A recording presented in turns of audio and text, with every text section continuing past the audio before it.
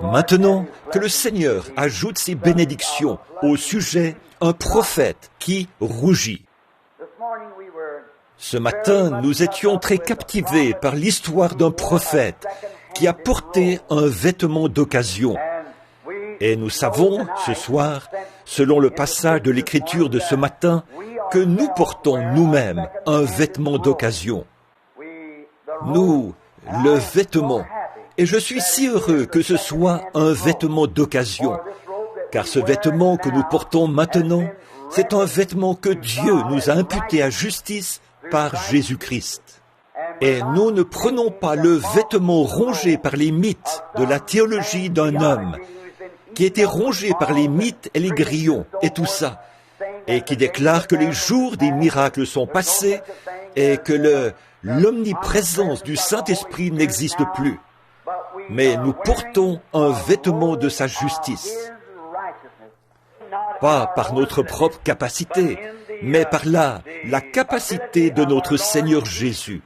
Et lorsque j'arriverai au Jourdain, je veux être revêtu de son vêtement, m'appuyant sur le sien. Et la grande ombre de cette porte appelée la mort se trouve devant nous tous. Et à chaque battement de cœur, nous nous approchons davantage de cette grande brèche par laquelle tout homme et toute femme doit passer. Et quand j'arriverai à cette brèche, et vous aussi, les croyants, je suis si heureux de savoir que je n'irai pas là-bas avec la pensée dans mon cœur et dans mon esprit d'avoir accompli quelque chose de grand. J'irai en confessant et en reconnaissant que je suis un pécheur. Et en sachant ceci, je veux m'envelopper dans les vêtements de sa justice. Avec le témoignage suivant, je le connais dans la puissance de sa résurrection. En effet, quand il fera l'appel à sortir d'entre les morts, je veux en sortir. Maintenant, pour notre sujet de ce soir, faisons un récit vivant et imagé d'un jour en Israël, qui se déroule plusieurs centaines d'années après l'époque d'Élie. Le règne d'Israël a connu bien des hauts et des bas. Et maintenant, notre scène se situe ce soir. Ce matin, notre scène se situait à l'époque où il y avait beaucoup d'imitations charnelles. Et nous avons vu que l'école des prophètes était là pour former des prophètes. Et ils étaient si naïfs qu'ils ne pouvaient même pas comprendre la puissance de Dieu. Ils pensaient que la puissance avait fait monter Élie et l'avait projeté sur la montagne quelque part. Et ils ont envoyé une équipe pour aller à sa recherche. Pourtant, Élisée, lui, savait très bien que Dieu l'avait emmené dans la gloire, car il n'était plus. Dieu l'avait enlevé et il a échappé à la mort en rentrant à la maison auprès de Dieu, sur un char de feu et des chevaux de feu. Et alors, nous avons vu que leur séminaire et les œuvres de leur propre théologie ne fonctionnaient pas. Il fallait l'élection et l'appel de Dieu pour faire un prophète de Dieu. Et maintenant, ce soir, nous trouvons Israël dans un état rétrograde. Israël avait ses hauts et ses bas.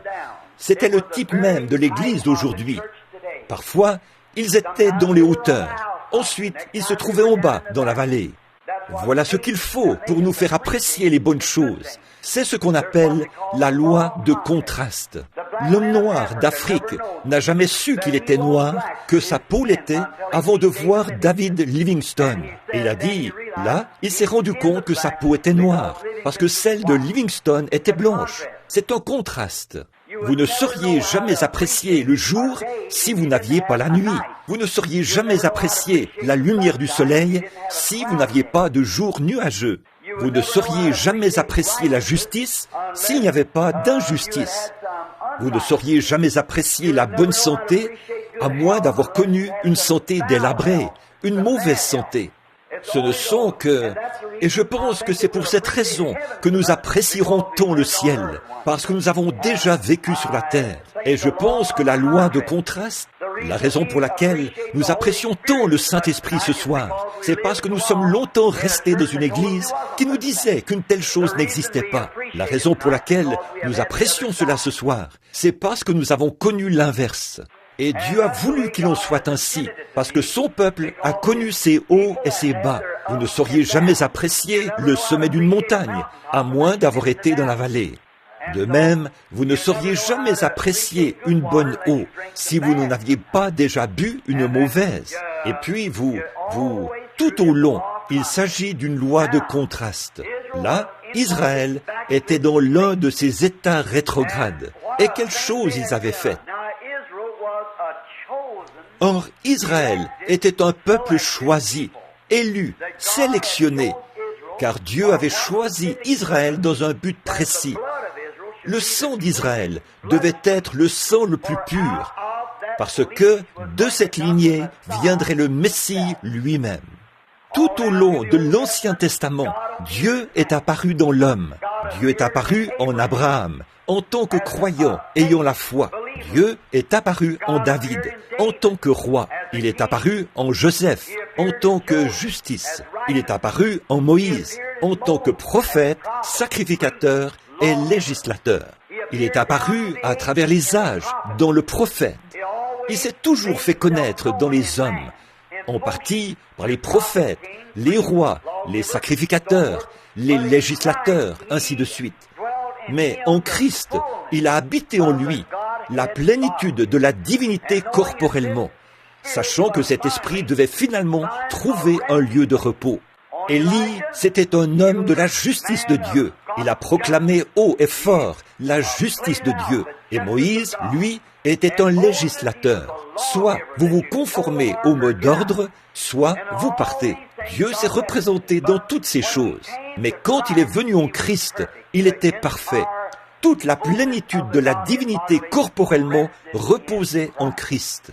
Et Dieu s'est déjà représenté lui-même auparavant dans la plénitude. Dans le livre de la Genèse, selon l'ordre de Melchisédek, qui n'avait ni père, ni mère, ni commencement de jour, ni fin d'année, ni fin de vie. Et il était un sacrificateur, le roi de Salem, un sacrificateur de Dieu, du Dieu très haut, qui n'avait ni commencement, ni fin. Il était nul autre que la préfiguration du Seigneur Jésus-Christ, car il était le roi de Salem, qui est le roi de paix, qui est le roi de Jérusalem. Et il l'était par une préfiguration. Même le patriarche Abraham lui a donné la dîme. Il était une préfiguration de la venue du Seigneur Jésus. Le même Melchisédek a rencontré Abraham là-bas, dans les plaines, avant la destruction de Sodome et Gomorrhe. Et il l'a rencontré après Sodome et Gomorrhe, quand Abraham lui a donné la dîme de tout le butin qu'il avait pris au roi.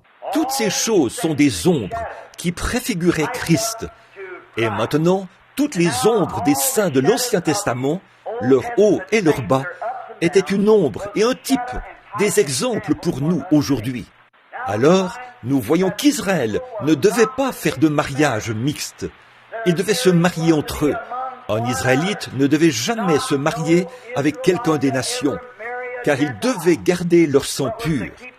Et même jusqu'à ce jour, je crois que le sang juif est le sang le plus pur sur la face de la terre aujourd'hui. C'est le sang juif.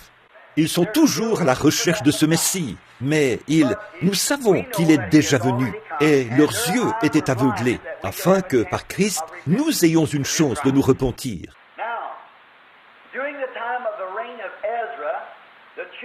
Or, durant le règne d'Esdras, les enfants d'Israël avaient rétrogradé.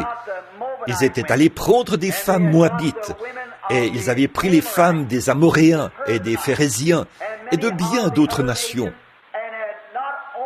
Et non seulement avaient-ils épousé ces dernières, mais ils commettaient fornication avec elles, l'impureté, contaminant ainsi le sang même, qui est le ruisseau de la vie.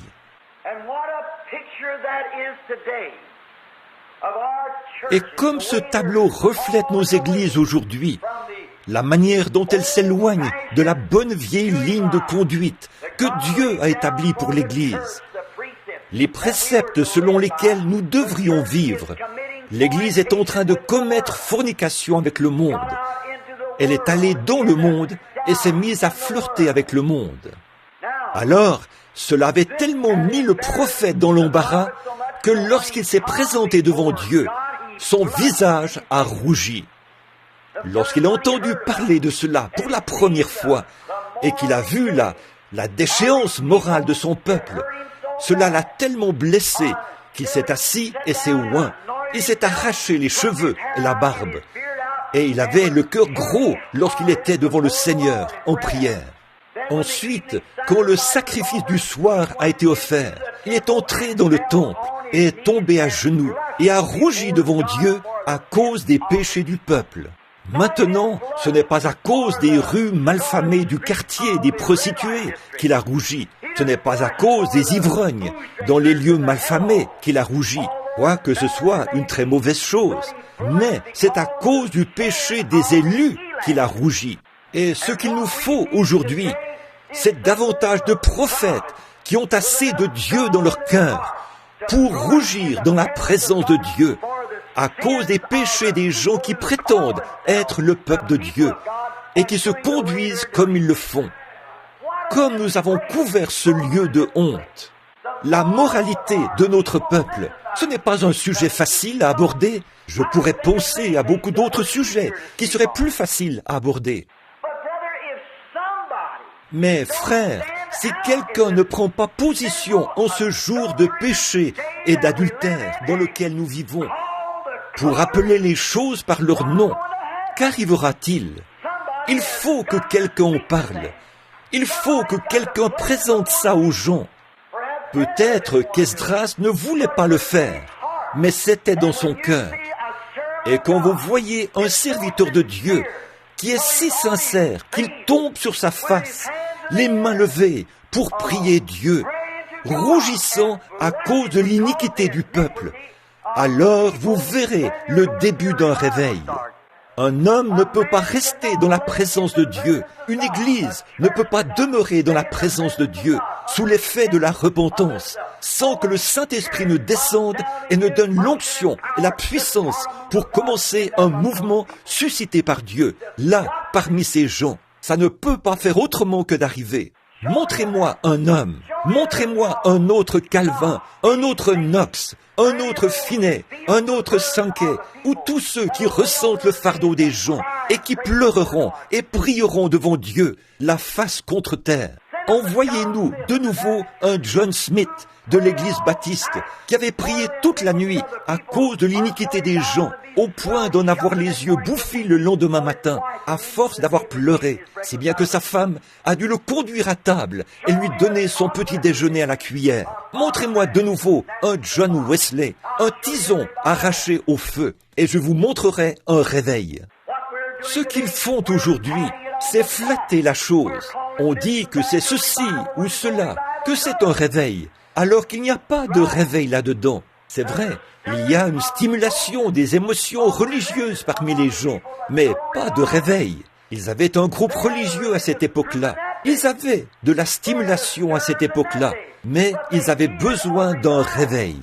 Eh bien, mon cher frère et ma chère sœur, la moralité de cette nation est tombée si bas que même un chien en aurait honte. Un chien en rougirait s'il le pouvait. L'immoralité de notre peuple. Les gens, il y a même quelques années, les choses que nous avons, que la nation a faites, les choses que les gens ont faites, tout cela, c'est à cause du manque de prière.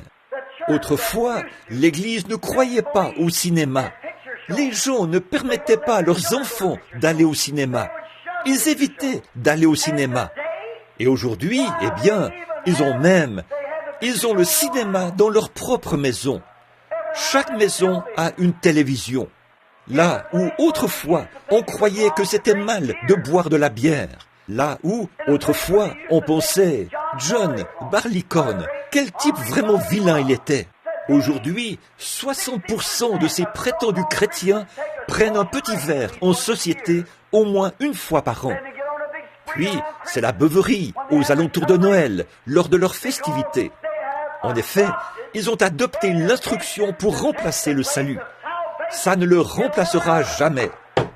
Ce qu'il nous faut, c'est un réveil. On met des pansements pour corps, puis on les enlève. Un autre pansement pour corps, on l'enlève. Et l'on remarque que la douleur est toujours présente. Ce qu'il nous faut aujourd'hui, ce n'est pas une régénération sociale, ni des discours intellectuels. Ce qu'il nous faut aujourd'hui, c'est une transfusion de sang à l'ancienne mode, envoyée par Dieu depuis le ciel. Les pansements pour corps ne serviront à rien. Nous sommes anémiques. Il nous faut une transfusion de sang. Il nous faut revenir à l'évangile, à l'ancienne mode, qui appelle à la repentance devant Dieu.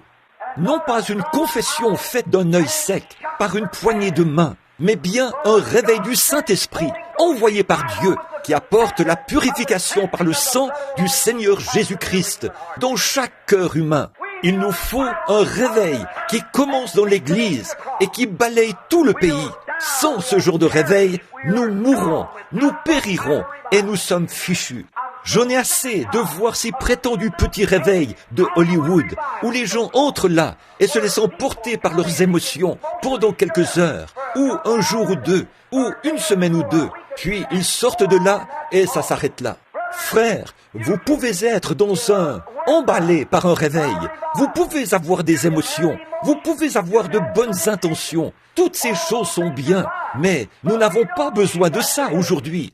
Nous avons besoin du baptême du Saint-Esprit pour changer les émotions, l'intellect, les points de vue, les habitudes et la vie des gens, pour les remettre de nouveau sur le bon chemin. En dehors d'une transfusion de sang du calvaire, toutes nos réformes ne nous serviront absolument à rien. Nous n'avons pas besoin d'une ONU. Nous avons une ONU là-bas. Et que font-ils? On n'y invoque jamais le nom de Dieu. Ils ont peur de l'invoquer. Un jour, un groupe d'ecclésiastiques a posé la question « Pourquoi ne font-ils pas de prière ?» On leur a répondu « Cela pourrait offenser quelqu'un d'autre, l'un de ceux qui ne croient pas en Dieu. » Oh, ce qu'il nous faut, c'est un réveil. Peu importe qui cela pourrait offenser, nous devons prêcher l'évangile et montrer ce qui est en nous. C'est vrai, je ne vous donnerai pas le moindre sou pour tout programme qui exclut Dieu, que ce soit l'ONU ou un conseil des 4, peu importe ce que c'est. Tant que cette nation ne prend pas conscience du fait que, sans le sang de notre Seigneur Jésus-Christ, nous mourrons. Tant que les individus ne prennent pas conscience de la cause que nous sommes en train de mourir. La raison pour laquelle nous sommes en train de mourir, c'est parce qu'il nous manque l'original, le chemin, la solution, le remède que Dieu nous a donné au calvaire. Pas étonnant que cela fasse rougir un homme. Pas étonnant, un véritable prédicateur examine son assemblée, essaie de conduire les membres devant le trône de Dieu. Il les visite chez eux et les voit en train de fumer la cigarette, de se raconter des plaisanteries grossières, de donner des réceptions dans la cour de derrière, des beuveries. Elles marchent ça et là dans les rues, leurs jeunes femmes et celles d'un certain âge, et ainsi de suite. Et même grand-maman porte des petits shorts. Maman est là, dans la rue, un bébé dans ses bras, habillé de façon assez sexy pour attirer l'attention de n'importe quel contrebandier d'alcool qui se promène dans la rue. Et ces gens prétendent être chrétiens. Amener une telle personne dans la présence de Dieu ferait rougir tout véritable homme de Dieu. C'est vrai. Et le fait d'adhérer à l'Église et d'avoir une meilleure classe de gens, tout cela est devenu si ridicule. Il en était ainsi à cette époque-là, et il en sera ainsi aujourd'hui. Retournons à Dieu, non pas par une injection d'instruction, non pas par une injection de réforme religieuse, non pas par l'injection d'une théologie quelconque, faite de main d'homme, mais par un baptême du Saint-Esprit à l'ancienne mode, envoyé par Dieu depuis le ciel, au moyen d'une expérience pentecôtiste qui consume les choses charnelles. Elle remettra à l'intérieur le joyau qui était destiné par Dieu à être là, celui d'un fils et d'une fille de Dieu. Tant que nous n'aurons pas fait ça, frères et sœurs, nous aurons toujours ces femmes sexy, aux cheveux coupés, qui portent du maquillage, et des hommes qui boivent, qui fument et se disent chrétiens. Et c'est parce qu'ils ne savent pas faire autrement. En effet, dans leur cœur se trouve cette racine charnelle. Et il nous faut un nettoyage de l'Église, du sous-sol jusqu'à la chair. Amen. C'est exact. Ce qu'il nous faut aujourd'hui, ce sont des prophètes qui rougissent. Dieu, parfois les gens viennent dans la ligne de prière pour qu'on prie pour eux. Et ils ont l'air d'aller dans une maison malfamée. C'est vrai, elles viennent demander quelque chose à Dieu et ont l'allure d'une Jézabel. Ce qu'il nous faut aujourd'hui, c'est un grand ménage et quelque chose qui fait chaud au cœur. Des prophètes de Dieu qui se tiendront à la chair pour dénoncer ces choses, dire ce qui est bien et ce qui est mal, et prêcher l'évangile sans faire de compromis, si bien que les pécheurs tombent par terre et pleurent jusqu'à ce que Dieu envoie le Saint-Esprit pour mettre de l'ordre dans leur vie. Amen. Nous savons que c'est vrai. C'est vrai. J'ai prêché ici il n'y a pas longtemps et j'ai dit que toutes les femmes de cette ville sont, d'une manière ou d'une autre, coupables d'adultère. Elles le sont. Les femmes se rendent ici, au centre-ville, et c'est à peine si elles peuvent s'acheter une robe sans qu'elles aient l'air d'avoir été versées là-dedans. Je ne suis pas ici pour... Il s'agit de ma propre église. J'ai le droit de prêcher ce que le Saint-Esprit me dit de prêcher. C'est vrai. Permettez-moi de vous dire ceci. Je ne vous critique pas, ma sœur, mais le Saint-Esprit ne vous enseigne-t-il pas différemment? Si ce n'est pas le cas, je regrette de vous dire que vous n'avez pas reçu le Saint-Esprit. C'est vrai. Le Saint-Esprit, ce n'est pas de crier. Le Saint-Esprit, ce n'est pas de danser par l'Esprit. Le Saint-Esprit, ce n'est pas de parler en langue. Le Saint-Esprit, c'est la justice. Oh Dieu! Donne-nous un réveil du Saint-Esprit, de la justice envoyée par Dieu. Ne vous rendez-vous pas compte que lorsque vous vous habillez comme ça, et que vous marchez dans la rue, et que les hommes vous regardent de la mauvaise manière, qu'au jugement, vous pouvez être aussi pur qu'un lys devant votre mari, mais au jugement, vous serez coupable d'avoir commis un adultère avec le type devant lequel vous vous êtes exhibé. Pas étonnant que cela fasse rougir quelqu'un, pas étonnant. Quel effet cela a-t-il sur Dieu, alors que la Bible déclare qu'au commencement, il s'affligeait d'avoir créé l'homme. Lorsqu'il a posé son regard sur les gens, au jour qui précédait la destruction antédiluvienne, le cœur de Dieu était affligé d'avoir créé l'homme. Que s'était-il passé? Les fils de Dieu virent que les filles des hommes étaient belles. C'était une perversion, c'était un désordre sexuel. C'est cette chose-là qui avait chassé les enfants de Dieu du jardin d'Éden. C'est cette chose-là qui avait provoqué le jugement de Dieu pour rétablir la paix sur la terre. C'est cette chose-là qui avait causé leur destruction. C'était ce même désordre entre les hommes et les femmes qui avait fait que Sodome et Gomorrhe soient envoyés au fond de la mer morte. Cela avait été annoncé par les prophètes. Cela avait été annoncé par le Seigneur Jésus, que ce qui arriva en ces jours-là arrivera de même avant la venue du Fils de Dieu. Nous regardons à ce jour-ci et nous voyons que l'Église ne prend pas exemple sur la Bible, sur Ruth et sur Naomi, sur Sarah et les personnages de la Bible. Mais ils prennent exemple, et c'est le cas des femmes de l'Église, sur Hollywood et les influences même du diable. Et nos gens qui se disent chrétiens vont là-bas et adoptent les modes de vie de cet homme mauvais. Ces disques d'Elvis Presley, ou comment il s'appelle, c'est l'une des personnes les plus illusionnées et les plus possédées du diable dont j'ai jamais entendu parler de ma vie. Arthur Godfrey et ces gens-là, et vous écoutez ces absurdités à la radio, et vous refusez d'entendre prêcher une prédication de l'évangile de la Bible. Que Dieu ait pitié de vous. Quel genre d'esprit avons-nous parmi nous? C'est vrai. Pas étonnant que le prophète de Dieu ait rougi devant le Seigneur. Il savait que c'était de l'iniquité et il s'est tenu là et a plaidé la cause et a dit à Dieu, nous sommes injustes. Et nous le sommes, mes amis, jusqu'à ce que nous puissions retourner à ce point-là où il y a une transfusion de sang. Cessez d'essayer de mettre des pansements, cessez d'essayer de mettre du baume. La guérison ne viendra pas à moins que la circulation sanguine soit bonne. Voilà pourquoi les gens ont le diabète. Si un diabétique se coupe, sa plaie ne guérira probablement jamais. Pourquoi? Parce que les véritables globules rouges ont été rongés. L'Église tout entière est devenue diabétique. Et à la moindre petite coupure, plutôt que de continuer à marcher, vous la grattez. Elle ne peut pas guérir. L'égoïsme, l'avidité, l'immoralité et toutes ces choses qui figurent dans les annales comme étant des méfaits selon Dieu. Voilà les habitudes que l'Église est en train d'adopter.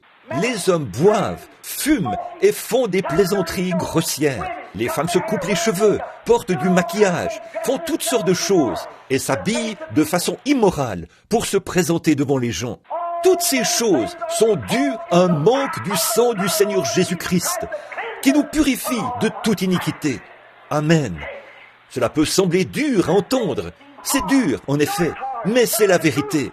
Si nous n'annonçons pas haut et fort les jugements du Dieu Tout-Puissant, un de ces jours, vous serez pris ici dans une explosion atomique qui enverra chaque âme dans l'éternité pour rencontrer un Dieu qui ne reconnaîtra que le sang de son Fils, Jésus-Christ.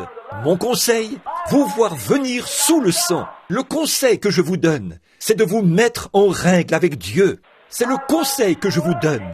Eh bien, pourquoi n'arrivons-nous pas à avoir la foi? Pourquoi n'arrivons-nous pas à avoir de plus grandes guérisons que celles que nous avons? Pourquoi ne sommes-nous pas solidement bâtis? C'est parce que nous mettons des pansements pour corps. C'est parce que nous appliquons de l'adhésif. Nous mettons des morceaux de sparadrap.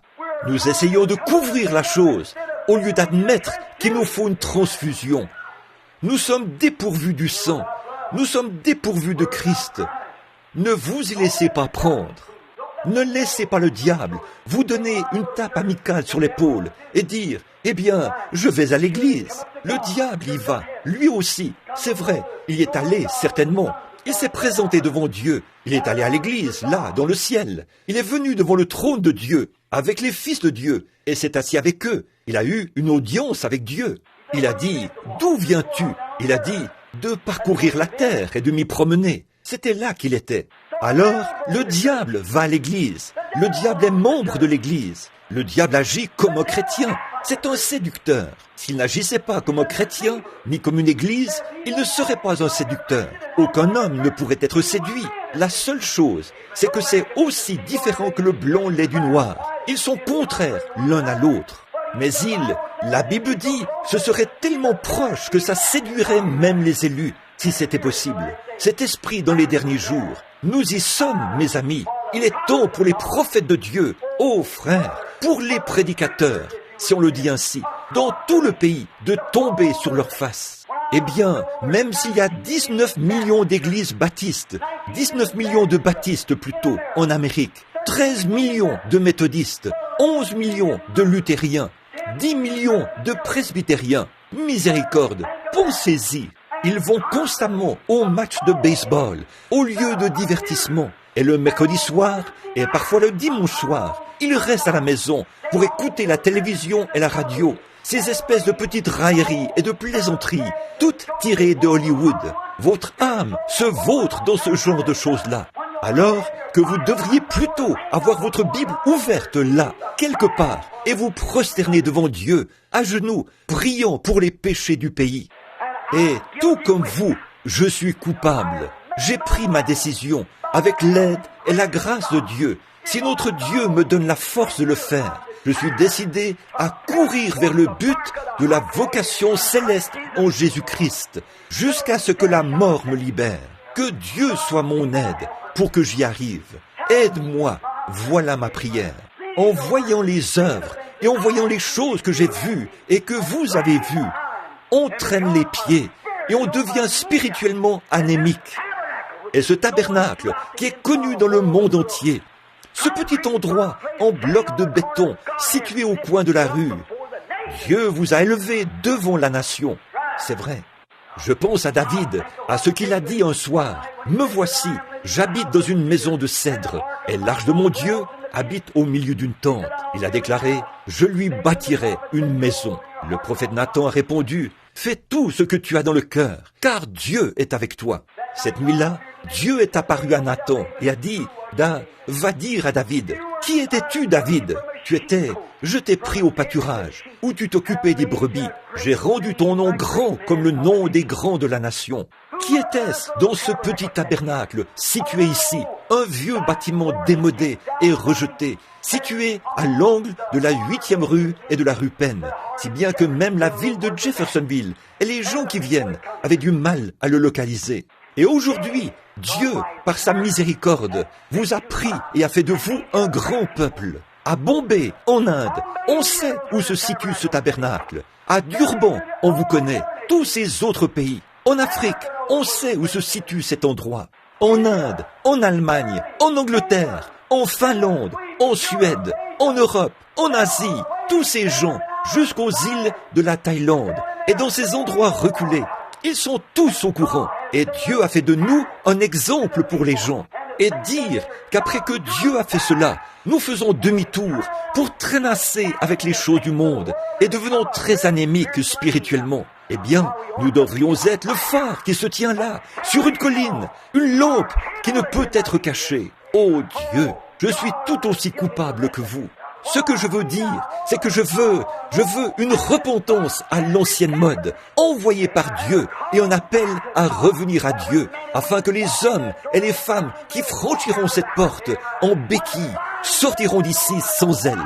Lorsqu'on amènera les aveugles par cette porte, ils sortiront d'ici en ayant recouvré la vue. Lorsque les sourds entreront ici sourds, ils sortiront d'ici en ayant recouvré l'ouïe. Lorsque les pécheurs entreront ici, noircis et salis par le péché, ils sortiront d'ici lavés dans le sang de l'agneau. Ne pouvons-nous pas faire cela? Dieu a appelé Israël et a fait d'eux un exemple. Dieu nous a appelés et a fait de nous un exemple. Mais nous avons laissé tomber Dieu et cela nous fait rougir dans la présence de Dieu. De penser aux choses qu'il a faites pour nous. Comment il nous a pris des pâturages et nous a élevés. Comment il nous a fait connaître partout dans le monde.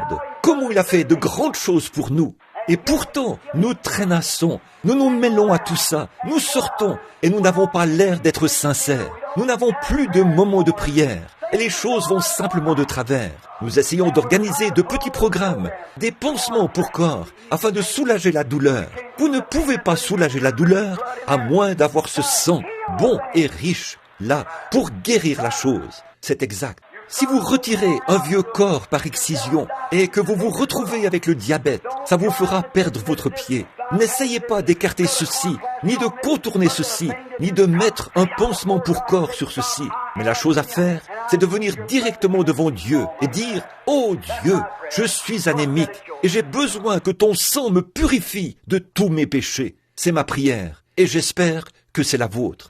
Réfléchissez à ces choses, mon ami. Un de ces jours, cela est tout autant susceptible de se produire le matin avant l'aube que dans 50 ans. Une bombe roquette, une de ces bombes au cobalt ou à hydrogène pourrait, la nation entière est sur le qui-vive.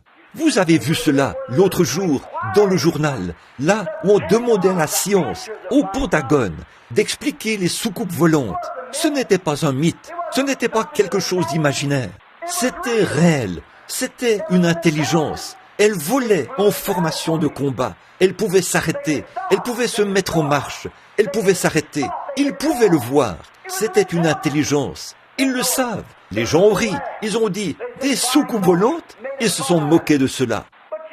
Mais savez-vous à quoi je pense? Jésus a dit qu'avant sa venue, il y aura des signes en haut dans le ciel. Avez-vous remarqué? Avant de commencer, avant qu'il détruise Sodome et Gomorrhe, à cause de leur liaison perverse, il a envoyé des anges pour faire une enquête. Des anges sont descendus sur la terre au cours des quelques dernières années. On les a vus parmi les gens. Je parle d'honnêtes gens, lavés dans le sang, et qui en sont conscients. Ils se sont même tenus là et se sont fait photographier. C'est vrai. Des êtres angéliques ont fait une visite et ils ont rapporté au Père que le péché s'est tellement accumulé que les étoiles arrivent à peine à briller. La lune, le monde entier vacille, tel un homme ivre qui rentre la nuit. C'est vrai. Le péché parmi les chrétiens, parmi les élus, ils ont vendu leurs droits d'aînesse pour la popularité. Le ministre a échangé l'évangile contre une rencontre sociale. Il a échangé l'évangile à l'ancienne mode, lavé par le sang, pour faire un discours intellectuel aux gens, pour prêcher des choses intellectuelles et parler de faits de société. Alors, il fait un mauvais usage de l'évangile. Bon nombre d'entre eux sont allés sur les champs de mission pour prêcher et ils ont fait usage de l'évangile à des fins personnelles, pour se faire de l'argent. Bon nombre d'entre eux possèdent de vastes granges et des voitures, des choses qu'ils n'auraient jamais possédées, des avantages personnels. Ce n'est pas le cas pour tous. Je suis reconnaissant qu'il y a encore un reste. À l'époque d'Esdras, quand Esdras s'est mis à pleurer et à dénoncer et à réprimander le péché, savez-vous ce qui s'est passé? Tous les élus qui ont fait confiance à Dieu se sont réunis autour de lui. Ce qu'il nous faut aujourd'hui, ce sont des hommes et des femmes que vos prédicateurs prêchent dans ces églises-là, qu'ils appellent le péché, péché, et qu'ils réprimandent cela. Le véritable peuple de Dieu se réunira autour de vous et restera avec vous. C'est vrai, il est temps de dénoncer et d'appeler les choses par leur nom, de faire la distinction entre le bien et le mal. Ô Dieu, accorde-le-nous pour que nous ayons le courage de le faire.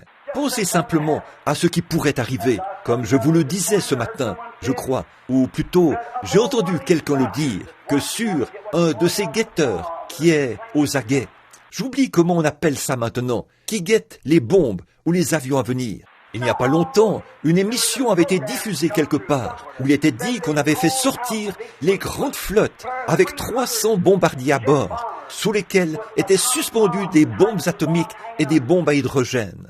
Il n'y a pas longtemps, au grand aéroport de Shreveport, un des garçons a été converti là-bas, lors de la série de réunions chez Frère Jack. Il a dit, nous avons des bombes atomiques qui sont suspendues dans nos hangars. J'ai dit, n'avez-vous pas dans les avions, et nous décollons et faisons nos entraînements avec, tous les jours. J'ai dit, n'avez-vous pas peur? Il a répondu, elles n'ont pas de détonateur. Toutefois, on est tellement sur le qui-vive qu'en l'espace d'une minute, 60 secondes, on peut mettre les détonateurs en place et partir. Et les avions sont ravitaillés en carburant et prêts. Alors, ils pourraient s'envoler vers l'Angleterre tout de suite. De grands hangars sont installés dans les océans, partout. Et on dit à la Russie, osez larguer une seule bombe. Larguez une seule bombe atomique sur l'ONU ou quelque part là-bas. Et vous verrez ce qui va arriver. Que se passera-t-il? Il y aurait une attaque massive contre la Russie. Et si on faisait cela, et qu'on se mettait à larguer ces bombes atomiques et ces bombes à hydrogène, ça provoquerait une réaction chaîne qui brûlerait la Terre jusqu'à la mèche. Elle se dissoudrait. Vous savez, cela ne serait pas du tout en contradiction avec les Écritures, car la Terre sera consumée, et les cieux aussi. Les atomes de la Terre brûleront. Nous vivons à une époque dangereuse. Nous vivons à une époque où les hommes du monde sont morts de peur. Les grands hommes, ils ont peur. Ils se demandent qui fera sauter cette première bombe. Une fois que la première bombe explosera, ce sera la mobilisation partout. Ce devrait être le temps le plus heureux qu'il y ait jamais eu pour le chrétien. Les temps vont changer. Les vieux vont devenir jeunes. Oh là là, la mort va disparaître. Il n'y aura plus de maladies. Il n'y aura plus de réunions de prière pour les malades. Il n'y aura plus de réunions de prière pour les perdus. Dieu viendra chercher les élus des 4 vents de la terre et les rassemblera sous ses propres ailes. Et nous vivrons et régnerons avec lui pour toujours dans son ciel. Oh mon frère, ma sœur, mon ami, si vous n'êtes pas préparé ce soir, puissiez-vous l'être en cette heure-ci. Je vous invite à venir à Jésus-Christ ce soir et à recevoir. Vous qui êtes différents, vous qui savez que vous n'êtes pas là où vous devriez être avec Dieu, je vous invite à venir à l'autel avec moi. J'invite chacun de vous à venir ici, et pas seulement pour dire des mots, mais pour rester ici, jusqu'à ce que Dieu ait purifié votre âme de tout ce qui n'est pas comme lui, jusqu'à ce que vous repartiez d'ici une nouvelle personne. Ne repartez pas d'ici en ayant sur vous un pansement pour corps, mais repartez avec une transfusion de sang qui purifie votre sang et qui vous donne une nouvelle vie et une espérance nouvelle. Repartez avec le baptême du Saint-Esprit. Repartez non pas en criant, non pas en dansant, non pas. Ces choses-là sont très bien. Elles ont toute leur place dans l'Église. Elles ont toute leur place dans la Bible. Mais ce dont je parle, c'est du Saint-Esprit, l'amour de Dieu. Un jeune homme me parlait l'autre jour. Sa mère, une chère femme. Je connais cette femme. Je l'ai rencontrée 1 ou 2 fois. Et elle a dit, « Oh chérie », a-t-elle dit à son garçon, « viens ici, je veux que tu regardes. J'ai de l'huile dans la main. » Eh bien, j'en ai aussi. C'est là que j'ai transpiré. Bon, elle a dit, j'ai de l'huile dans la main. Elle a dit, que penses-tu de cela? Et le garçon a regardé sa mère et il a dit, maman, je veux te demander quelque chose. Elle voulait qu'il prie. Elle voulait qu'il prie pour qu'elle ait une marche plus rapprochée avec Dieu. Et il a dit, quand l'huile est apparue dans ta main, cela t'a-t-il débarrassé de toute ta condamnation? Cela t'a-t-il donné une douce expérience avec Dieu lorsque l'huile... Non, il a dit, alors, à ta place, je laisserai cela de côté. Voilà tout. Oh, le monde religieux, les pentecôtistes, ils sont tous à la recherche du fantastique. Le monde instruit, soi-disant, le monde dénominationnel est à la recherche d'une grande solution qui peut améliorer leur dénomination et attirer encore plus de membres. 1 million de plus, vous savez. Et les nations sont à la recherche d'une sorte de service de police capable d'amener tout le monde à se soumettre et d'apporter la justice. Frères, cela ne vient pas par le fantastique du pentecôtisme, cela ne vient pas non plus par les organisations protestantes, ni par la hiérarchie catholique, cela ne vient pas non plus par les pentagones ou par le fait de tourner la page. Cela vient par une vie abandonnée à Jésus-Christ, par le moyen du baptême du Saint-Esprit. Si ce n'est pas ça, c'est faux. Prions.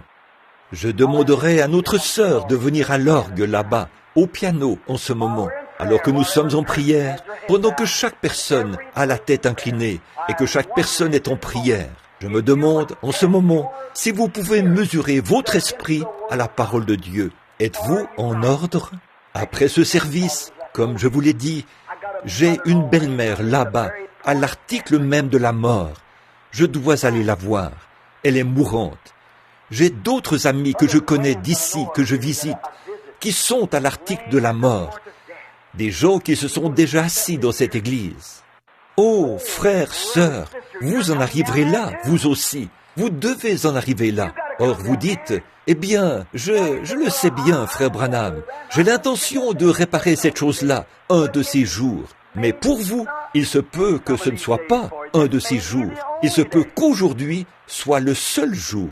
Cet homme était bien loin de se douter, alors qu'il venait de la Californie et qu'il se rendait dans le Michigan l'autre jour avec sa petite femme. Elle conduisait la voiture. Lui, il était à bord de la camionnette, en route vers leur nouvelle maison. Il venait de prendre sa retraite de la marine. Il était loin de se douter, quand il est parti ce matin-là, peut-être depuis un port de tourisme, que quelques minutes plus tard, son épouse et son bébé ne seraient plus que des cadavres.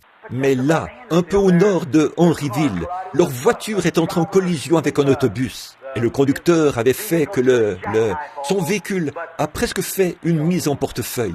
Mais ça a tué cette femme et cette petite fille. J'espère que le rame était en règle avec Dieu. Il y a quelques semaines, quand frère Wood et moi, nous nous sommes rendus à l'endroit où un avion s'était écrasé pas loin d'ici. Nous les observions alors qu'ils dégageaient des morceaux du corps de 8 hommes. Il y avait là des têtes, des jambes et des bras un peu partout. Ils ont ramassé un corps et les entrailles sortaient du corps de cet homme. Il s'agissait peut-être d'un brave homme, un homme célèbre de Chicago. Quand cet homme est monté à bord de cet avion ce matin-là, je me demande s'il avait eu de bonnes intentions le soir ou il s'était rendu à l'église. Le pasteur avait-il fait un appel à l'autel? Avait-il réprimandé le péché? Et cet homme avait-il eu une chance? Ou était-il sorti comme un animal? Cet homme était-il, aux yeux de Dieu, un fils de Dieu? Réfléchissez à ces choses, mes amis. Elles sont importantes. Non seulement sont-elles importantes, mais elles sont ce qu'il y a de plus important pour vous en cette heure-ci. C'est maintenant le moment où vous prendrez votre décision. C'est maintenant le moment où vous pourriez prendre votre décision dans cette vie pour la vie à venir. Puissiez-vous faire cela alors que nous prions. Père Céleste, dans la Bible, nous lisons ce que tu as dit au sujet du péché et de ceux qui le commettent et qui ne le confessent pas. Nous sommes conscients de ce que ça veut dire de mourir sans avoir connu Dieu. Nous le savons par expérience, car nous avons vu d'autres personnes partir. Ceux qui ont eu l'intention de faire quelque chose, mais qui l'ont trop longtemps remis à plus tard. Ô Dieu, ceux qui ont professé, mais qui n'ont pas possédé ce qu'ils prétendaient avoir. Ceux qui ont agi comme des chrétiens, mais qui, pourtant, n'ont jamais été chrétiens. Leur vie l'a démontré et leur mort l'a manifesté. Maintenant, Père, je te prie de parler à chaque cœur ici ce soir, et moi-même, Seigneur, pour avoir été lent à agir, pour toutes ces choses que j'aurais pu faire et que je n'ai pas faites. Je confesse mes torts.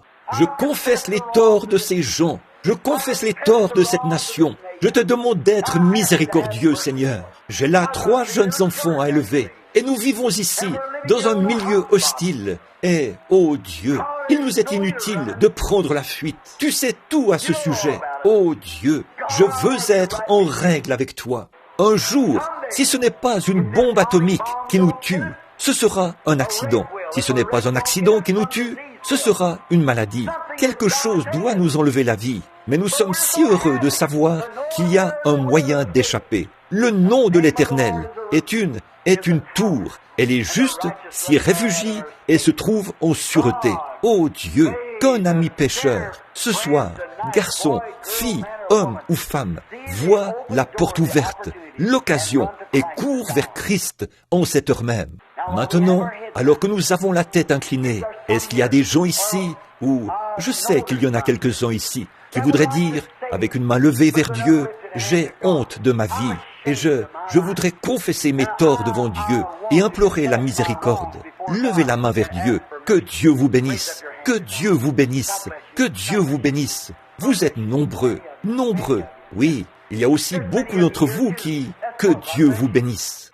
Bon nombre d'entre vous, ici, ont professé le christianisme pendant longtemps et savent qu'ils ont manqué de se conformer aux exigences de Dieu et savent qu'ils font maintenant même des choses qu'ils ne devraient pas faire. Et vous continuez sans les confesser. Vous vous contentez de suivre le courant. Vous regardez le genre d'émissions que vous ne devriez pas regarder. Vous regardez ce genre de magazine et lisez des choses que vous ne devriez pas lire. Cela ne convient pas aux chrétiens. Vous écoutez ces plaisanteries dégoûtantes, ces histoires sales et ces grossièretés que vous savez que vous ne devriez pas écouter. Hommes et femmes, les deux. Vous connaissez des situations où vous auriez pu dire quelque chose, mais vous ne l'avez pas fait. Et peut-être êtes-vous coupable du péché d'omission. Je me demande si vous voudriez lever la main vers Christ pour qu'il soit miséricordieux envers vous et qu'il vous pardonne. Levez la main. Que Dieu vous bénisse, jeune dame. Alors que cette femme s'avance, qu'elle vient à l'autel pour les confesser. Levez la main vers Dieu. Que Dieu vous bénisse. C'est ça, monsieur. C'est ça. Que Dieu vous bénisse. Levez la main. Vous savez que vous avez mal agi.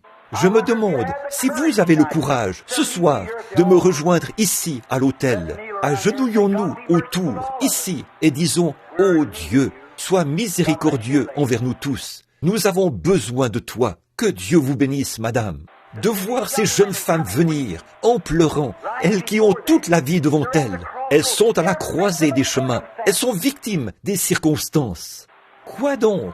Vous rendez-vous compte, vous, les hommes âgés, que nos garçons ont 10 fois plus de tentations que nous n'en avions à l'époque? Sœurs, vous rendez-vous compte que votre fille a 10 fois plus de tentations que vous n'en aviez lorsque vous étiez jeune fille? Et qu'en sera-t-il de sa fille à elle? Regardez les choses, les tableaux que le diable est en train de peindre. Oh, il nous faut vraiment prier. Revenons à vous maintenant. Frères, vous rendez-vous compte que nous prions 2 fois moins que nos pères le faisaient? Pasteur, savez-vous que nous ne passons pas autant de temps à genoux que les pasteurs avant nous? Femmes, vous rendez-vous compte que vous n'instruisez pas votre fille et que vous ne priez pas avec elle le soir comme votre mère le faisait avec vous? Alors, qu'en est-il? Qui est coupable? Nous sommes coupables. C'est incontestable. Nous sommes coupables. Je suis coupable. Je suis coupable de ne pas faire l'œuvre de Dieu comme je le devrais. Je le confesse, j'ai tort. Je demande à Dieu d'être miséricordieux envers moi. Je regarde et je vois les occasions que j'ai manquées à cause de futilité, de petites choses qui n'avaient pas la moindre importance. J'ai honte de moi en tant que ministre de l'Évangile qui se tient devant vous. Je me repens devant Dieu et je demande à Dieu de me pardonner et aussi à l'Église de me pardonner pour avoir été si lent à agir dans l'œuvre de Dieu. Par la grâce de Dieu et avec l'aide de Dieu, je n'écouterai pas ce que tout le monde essaie de vous dire ce que vous devez faire. Ils ont un programme, ils ont quelque chose à vous faire faire. C'est absurde. Je connais le programme de Dieu. C'est écrit ici dans la Bible. Et j'ai honte de moi en tant que ministre de l'Évangile. 1 million d'âmes gagnées. Je devrais avoir gagné 10 millions d'âmes. Je suis très loin du compte. Et vous, combien d'âmes avez-vous gagné depuis que vous êtes en Christ? Le christianisme se transmet d'une personne à une autre. Combien d'âmes avez-vous gagné depuis que vous êtes chrétien? Si vous ne gagnez pas d'âme, vous êtes coupable, vous êtes stérile, vous avez amené l'opprobre sur l'Église et l'Évangile. Combien de gens avez-vous amené à la réunion de prière du mercredi soir? Si vous ne le faites pas, vous devriez avoir honte de vous devant Christ. Vous êtes coupable et votre place est à l'autel. Je vous invite à vous joindre à moi pour la repentance.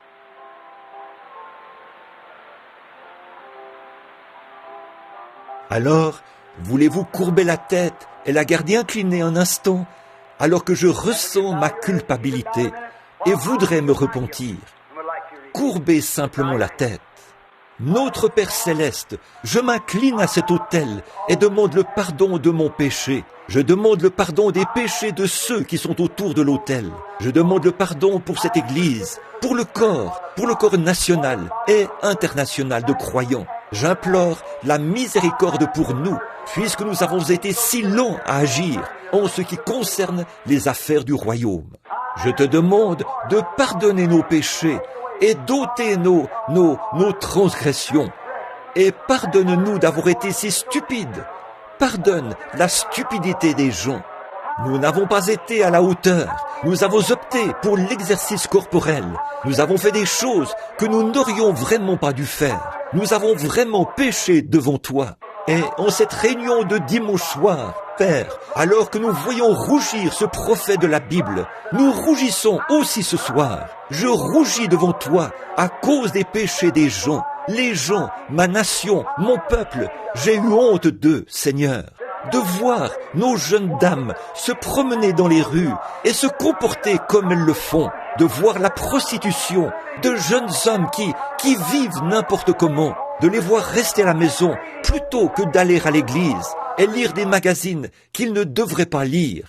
Ils regardent des émissions non censurées. Ils écoutent des plaisanteries grossières de Hollywood. Ils écoutent ce vieux boogie-woogie, cette musique du diable concoctée par des hommes de mauvaise vie et à la conscience corrompue, sous l'influence du diable, afin d'inspirer les œuvres du diable. Oh Dieu, j'ai honte de moi de ne pas avoir réprimandé ces choses comme je le devrais. Oh Dieu, ôte ma culpabilité.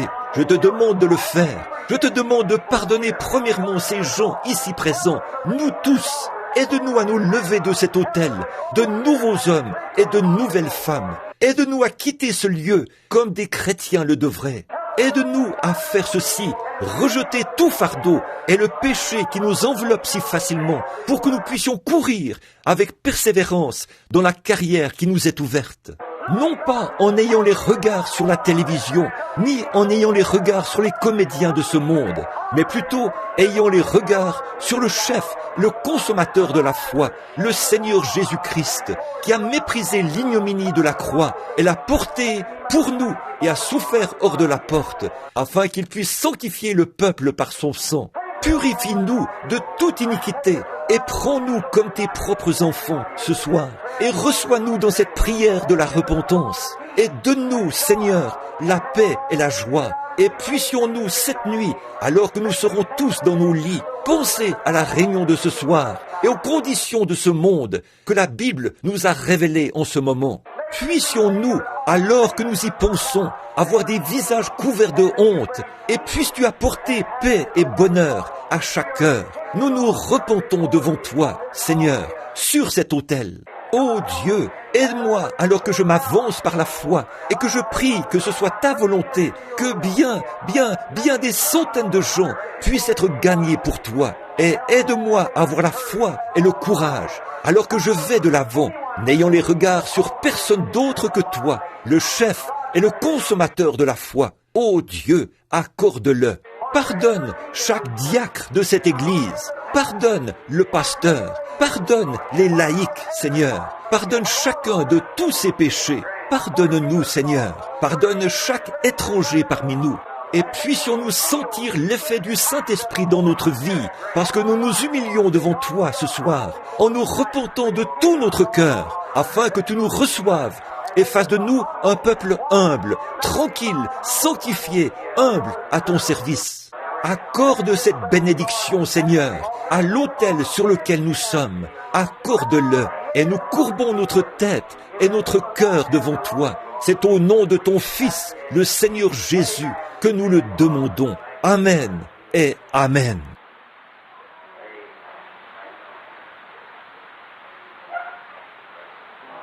And